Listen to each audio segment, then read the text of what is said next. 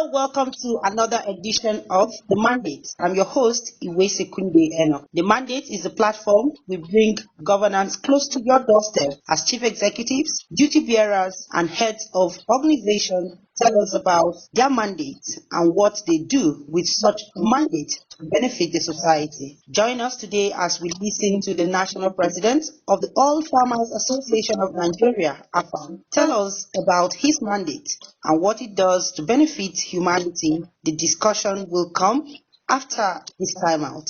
Do stay.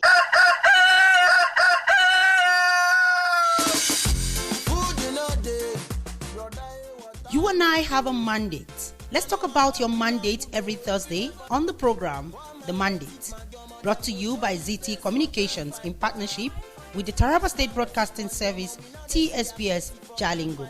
For sponsorship and advert placement, please call 0803 454 0469. The Mandate, a path to good governance. They're gonna lead us well. Don't let this nation to fall inside well. Well, if you have just joined in, this is the mandate, and we have the National President of AFAN to tell us about his mandate, Architect Kabiru Ibrahim. You're welcome on the mandate today, sir. Thank you very much. So let's begin with finding out from you what AFAN stands for. AFAN is the apex association of all farmer associations by whatever name code. Essentially, what we do is we are the mouthpiece of the farmers in Nigeria. We promote advocacy and we make sure that the policy enunciated by government goes right down to every farmer in every ward and every hamlet.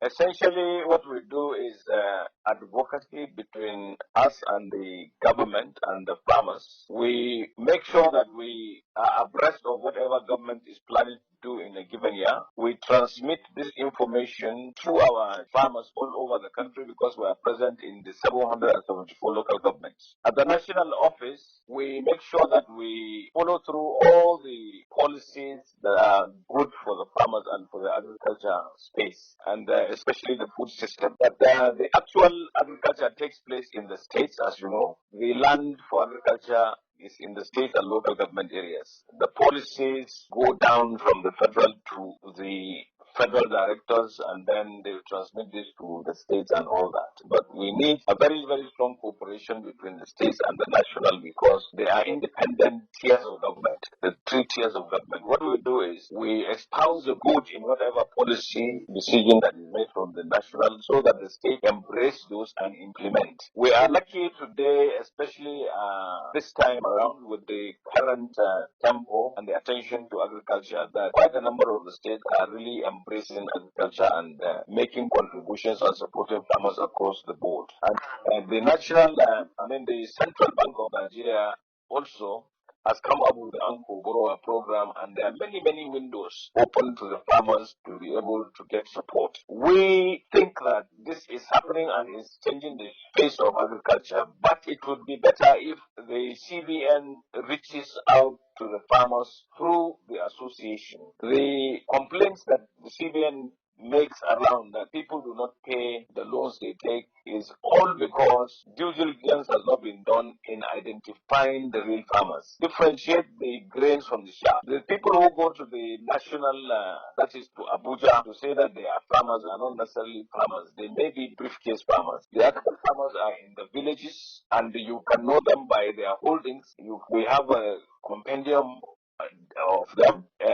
Anybody who thinks they can raise the data of farmers without talking to us will remain a work in progress, because we know all the farmers because we are there with them, we know them and they know us, all the nooks and crannies of Nigeria. The government needs to just get its act together, get the people who drive agriculture in the national to appreciate the fact that they cannot reach the farmers duly without going through AFAN. Because, merely talking with the federal directors and getting a list of farmers from the government and all that, and the people that they deal with the projects in the states, it's not enough. That does not capture all the farmers. This captures only the beneficiaries. And because of politics, there is a tendency that the government in place will put emphasis on its members. Take, for instance, if there is a PDP government in a state, the farmers that have the orientation or they sympathize with PDP will be the most contacted. Ditto if it's APC or any other party. But in AFAN, since we don't do politics, we do not segregate. There is nothing like APC, PDP, male, female, black or white. No barriers. There are no borders amongst farmers. So we will identify these farmers. And you can see from what the federal government has been funding from 2012, 2013, 2014, they are talking of about 14.5 million farmers. Now the government is trying to identify farmers for the purpose of support from CBN, and they are saying up to now they have identified 4 million. And somebody is saying they have a clean copy of almost 2.1 million. The other day we were in a meeting and somebody was bandying that figure. That is Bangladesh. And even if we go by the 4 million, say, that they say they have, what happens to the 14.5 million? What is the CBN Ankoboroa effect on the population of farmers in Nigeria when its target is 1.1 to 2 million people, farmers? All right, we'll come to that. We'll come to all of that. But as it is now, let's first of all find out what your mandate is, as you have told us what this association is and stands for in Nigeria. What's your mandate as the president? Well, as president, I take. I told you principally what we do is advocacy. I'm the interface between the members in all the states and local governments and the federal government. Okay. Our headquarters is in Abuja. But this thing trickles because through we have WhatsApp. We have many ways of communicating with our members, with the leadership of our members who disseminate information to everybody. Now, once a policy is good and is adjudged in the interest of the farmers, we popularize it. Like if the Ankoboro, in spite of all the shortcomings, it's a very good thing to the farmers. So we encourage every farmer to see how they can buy in to that thing. But because in Afan, every farmer has a commodity. So if you are doing rice, for instance, they have the refund. They have you can access the Ankoboro through refund. If you are a poultryman through the poultry association, and that's the thing. Afan is the umbrella. Everybody in Afan has a commodity. So if the CBN is giving these loans as a commodity, you are encouraged to go and take that loan and use it and pay back so that other people can get it. This is what we always say. And then when government comes with the, let's say, mechanization, we try to get our people to understand that it is better to replace human power with machine power because you will do a lot more.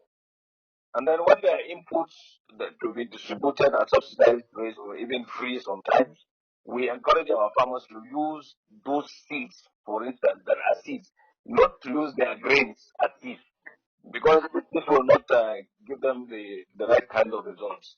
That sounds more like you try to build capacities of farmers to achieve better yield. Yes, in fact that is the main thing, because we tell farmers that look, do not ever look at agriculture or farming as a chore that you have to do to feed yourself.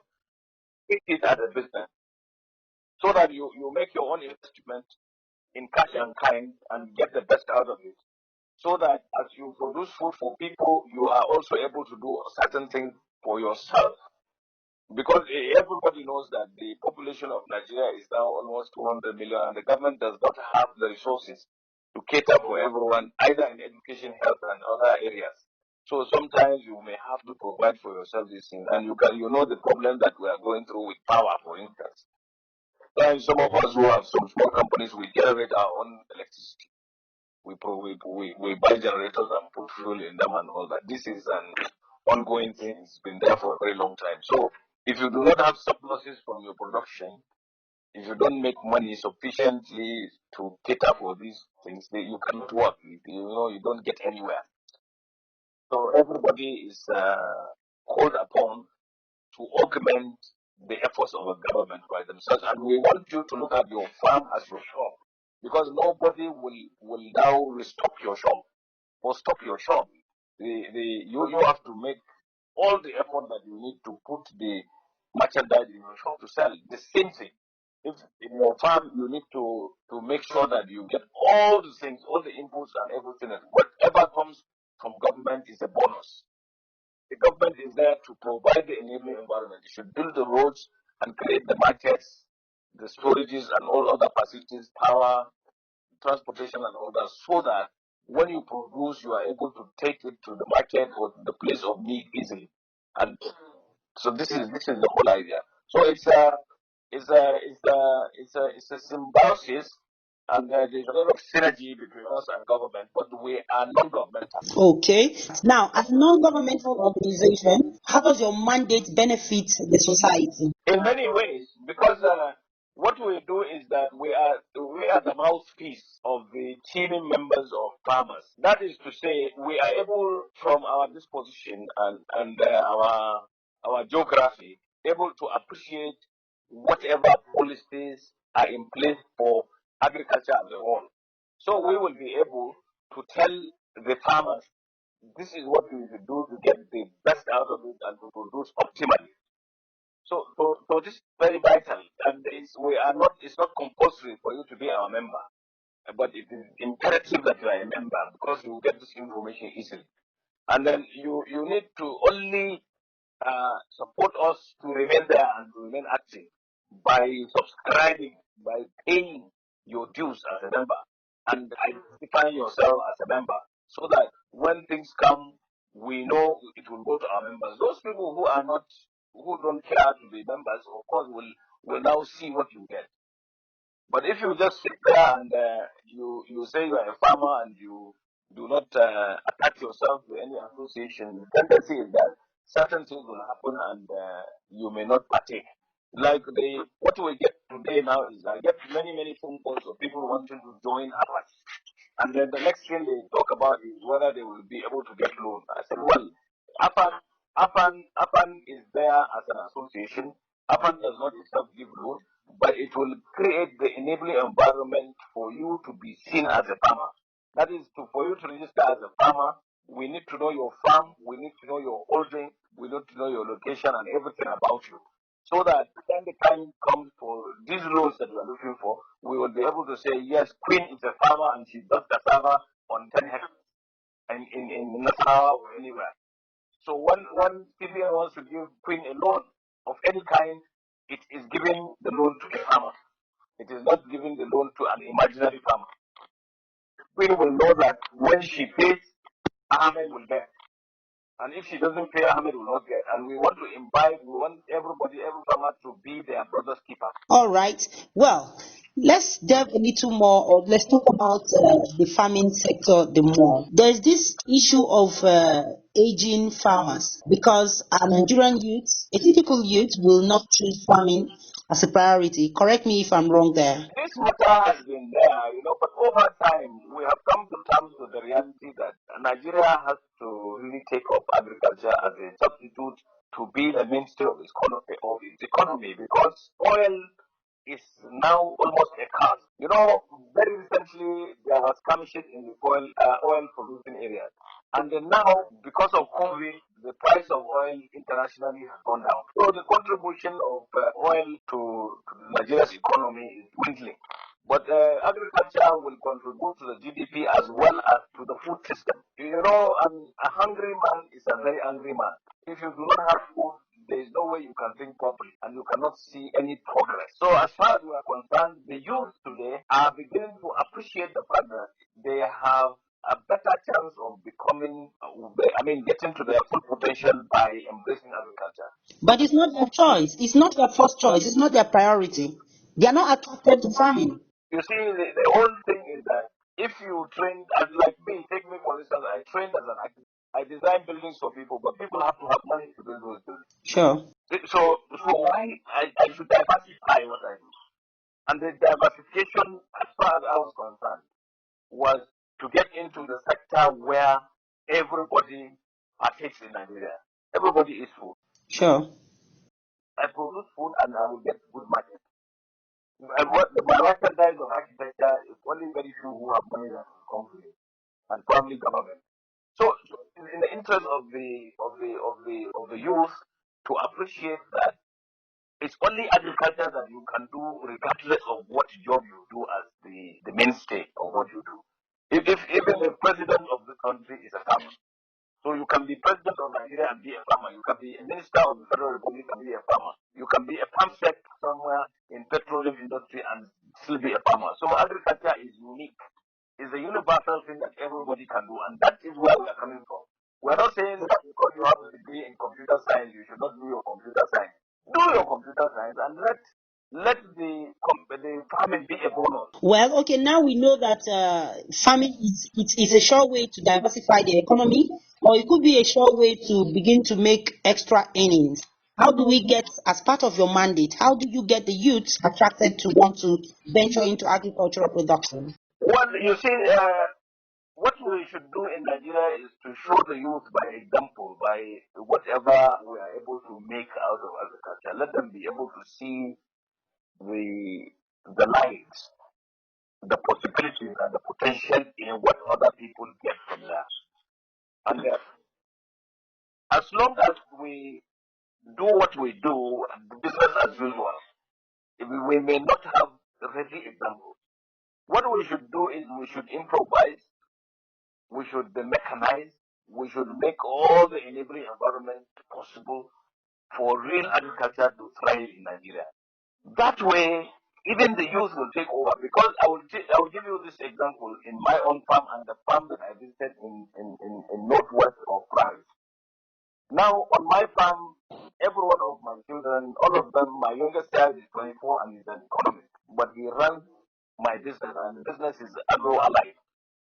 And my first son is a TCIE, 5 TCIEs, and is in fact working abroad. But he still contributes to agriculture because he knows that if he does agriculture sustainably, he will be able to augment his income. When I went on a visit in the southwest of France, I met an old man, a 76-year-old person.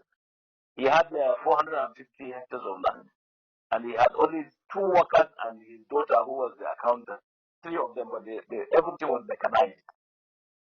He had a 200 horsepower tractor with GPS, with one driver, and the driver also takes care of his sprayer and his planter. And these facilities are owned by 3 farmers around, and each one had about 450. So over 1,000 and something hectares being handled by these equipment, and these 3 people were there to do it. Within 2 weeks, they are able to prepare their land and all that. And then this old man, what is very interesting about it is that when I was talking with him and we were speaking English, he told me that he had not spoken English in 20 years, that he was only speaking English with me, otherwise he was speaking French.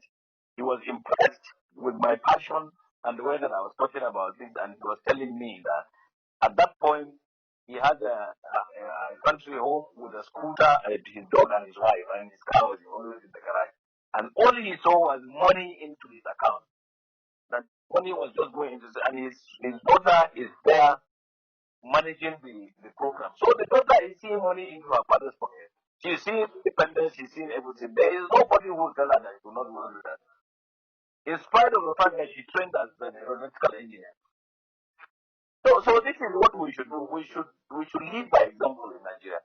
Then you see the idea of even the president being a farmer should really trickle down. Everybody should know my president is a farmer and he should be a farmer. But is he a successful farmer?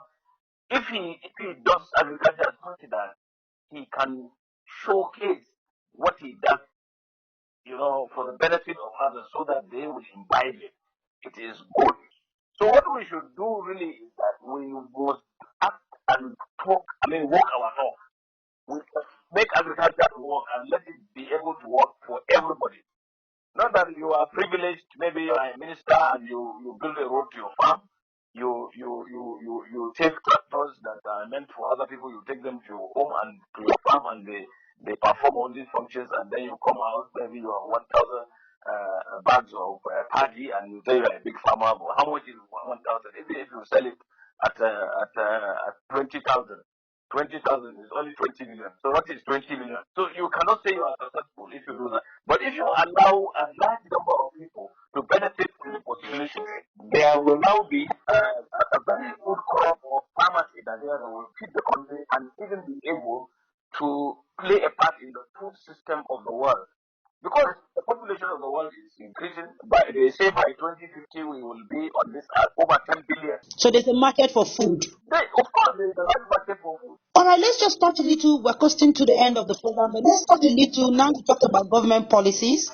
The president a few days ago did talk about getting 1,000 youths employed through agriculture in each local government of the country, of the states of the country. Do you see this as some move that is laudable? It is very laudable, but it's very small. When you have like 23 million youth either underemployed or unemployed, if you are coming up with about 774,000 of them, that is hardly 1 million. That is very small. But the employment you are talking about, because it's naive to say when you take 1,000 people from every local government, you are now giving employment to only 774. No. What about the people that you employ indirectly if you do the agriculture very well? Every farmer among them can give employment to minimum of 5 others. So you multiply that 774,000 times 5, that is a very long way if you do it very well. You need to do it very well. You need to get somebody who understands agriculture to be able to impact that policy. Because it is beyond giving them seed, giving them money, and probably if they have a farm or they are renting a farm or they are going to their father's farm and taking 1 hectare. It is quite different.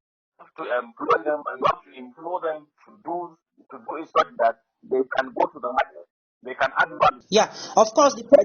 By the program we just said, it's going to be 500 crop farmers, then 400 for livestock, and then 100 for value addition. That's to get the whole chain in agricultural development. That would be very nice. I haven't seen the details, so you can now see. In fact, we can leverage on it, create employment, indirect employment to quite a number of people. So, which means that the file that I mentioned is even going to be more, because if the person processing is really equipped to process, he will be able to employ many people. So instead of 5, maybe you say 20 people. So when you multiply 774 by 20, 774,000 by 20,000 by 20 is a lot of. In fact, almost all the youth will be employed because you have about 15 million of them being employed. All right, maybe your advice as we round off, our time is almost up. Your advice as the AFAN president with your mandate, what do you portend for us in Nigeria?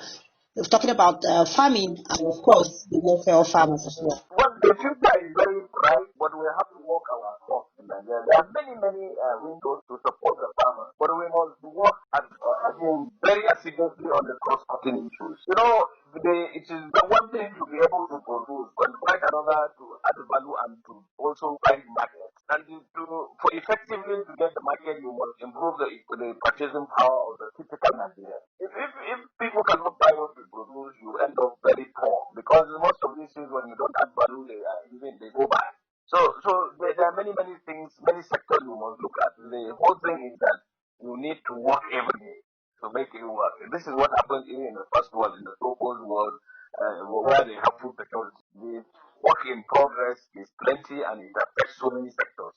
And you must be able to really understand the whole thing to be able to really impact the system. Well, since you are there, we do hope that we will keep understanding this process to ensure that it works, because, like you said in the part of the interview, everybody eats food. So we must be assured of food security as members of the society. By the grace of God, that is the elixir for living. All right. Thank you so much for talking to us on the mandate this morning. Thank you very much. Okay, that has been the National President of the All Farmers Association of Nigeria, Architect Abiru Ibrahim, talking to us about his mandate and, of course, how that mandate benefits us as members of the society.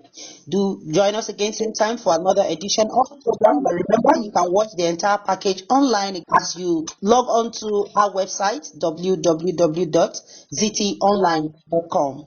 I'm your anchor, Iwese Kunde. Do stay blessed and bye for now.